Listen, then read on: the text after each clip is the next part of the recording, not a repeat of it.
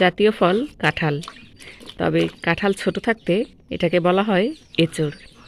আর আমাদের দিনাজপুরের ভাষায় এগুলোকে আমরা বলে থাকি আঞ্চলিক ভাষায় কান্দা। তো এই কান্দাগুলো আজকে সকাল সকাল আমরা পেড়ে নিয়ে এসেছি গাছ থেকে। হ্যালো এভরিওয়ান, আসসালামু আলাইকুম। কেমন আছেন সবাই? আশা করি ভালো আছেন। তো এই যে সকাল সকাল গাছ থেকে এঁচড় পেড়ে নিয়ে এসেছি এবং এই যে দেখেন এখানে মা কাটতে বসে গেছে। তো এঁচড় কাটা হচ্ছে, প্রথমে খোসা ছাড়িয়ে নেওয়া হচ্ছে এবং তারপরে পিস পিস করে নেওয়া হচ্ছে। তো এই যে দেখতে পাচ্ছেন, আর এঁচড়ে কিন্তু আঠা থাকে। তো সেই আঠাগুলো এই যে এভাবে খোকসার পাতা দিয়ে সুন্দর করে মুছে নেওয়া হয়েছে এবং তারপরে এভাবে খোসা ছাড়িয়ে মাঝখানের অংশটুকু বাদ দিয়ে এই যে এঁচড়গুলো সুন্দরভাবে আলাদা করে কেটে নেওয়া হচ্ছে।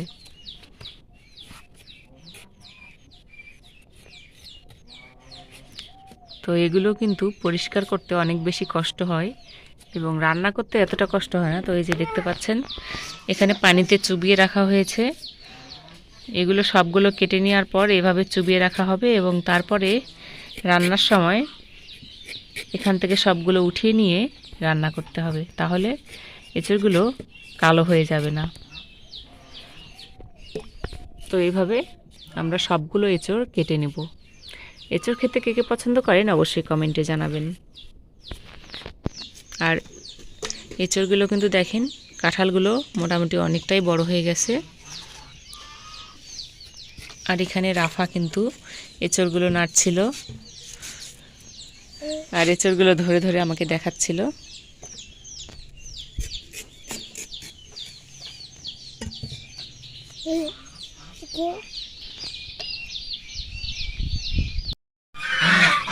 তো এই যে দেখতে পাচ্ছেন এঁচড়গুলো সিদ্ধ করে নেওয়া হয়েছে এবং সিদ্ধ করে নেওয়ার পর এখানে আলুর ডালও করে নেওয়া হয়েছে। আলুর ডাল দিয়ে আমরা এঁচড় রান্না করব।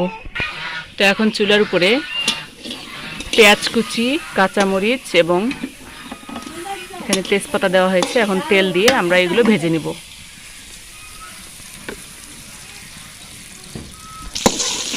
তো এই যে আমরা পেঁয়াজগুলো এখন সুন্দর করে ভেজে নিচ্ছি। আর এখন এখানে আমরা সব কিছু বেটে রেখেছি মশলা। তো এই মশলাগুলোর মধ্যে রয়েছে পেঁয়াজ, রসুন, গরম মশলা, জিরা, ধনিয়া, আদা, সব কিছুই রয়েছে। তো সব কিছু আমরা সুন্দর করে বেটে নিয়েছি। তো এখন আমরা মশলাগুলো দিয়ে দিব, দিয়ে আবারও সুন্দর করে রান্না করে নেব। এখন এই পর্যায়ে লাল মরিচের গুঁড়া দিয়ে দিলাম,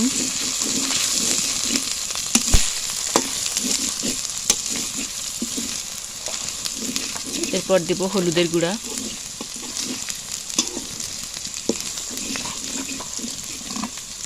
তো আমরা এখানে 3টি এঁচড় এবং আলুর ডাল রান্না করব, এই জন্য আমাদের পরিমাণ মতো আমরা দিয়ে দিব। তো এই মশলাগুলো কিন্তু আপনারা অবশ্যই পরিমাণ মতো দিবেন। তো এই দেখেন কালারটা কত সুন্দর এসেছে।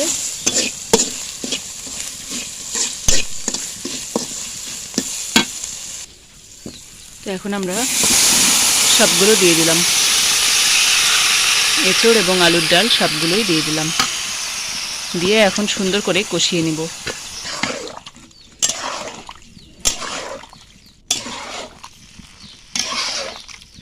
তো এখন মশলাগুলোর সাথে তরকারিগুলো সুন্দরভাবে অ্যাডজাস্ট করে দিব।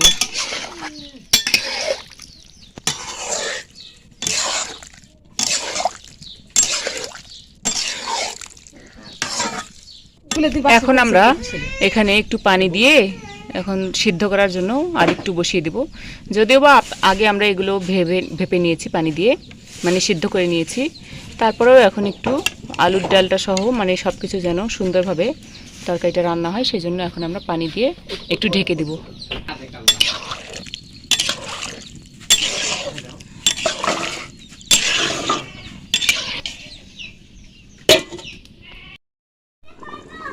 তো হ্যালো ভিউয়ার্স, এই যে কিছুক্ষণ পরে আবার ফিরে আসলাম।